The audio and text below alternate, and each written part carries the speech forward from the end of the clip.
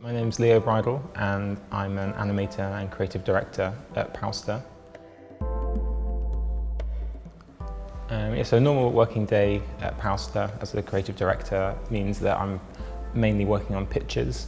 So I'm in the studio working on my computer, making presentation decks and documents to send to record labels and to movie studios to present our ideas. The rest of my time is spent working with the other designers and the creative directors in brainstorming sessions and sort of big meetings where we try and sweat out ideas together.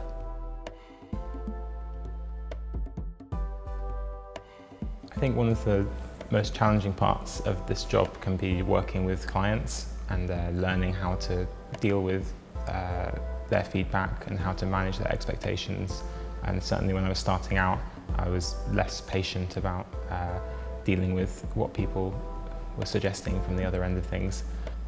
It can also be tricky to kind of guide your own course through what you're doing, and it can be hard to choose good projects that are really satisfying when you also have to make money from them. So before I was full-time in Powster, I was a freelance animator and animation director for about 5 years. And I worked mainly in a studio called Beacus that does lots of kind of cool, independent and mixed media animation stuff. And I also worked kind of as a technical compositor on some adverts and music videos and other bigger animation jobs.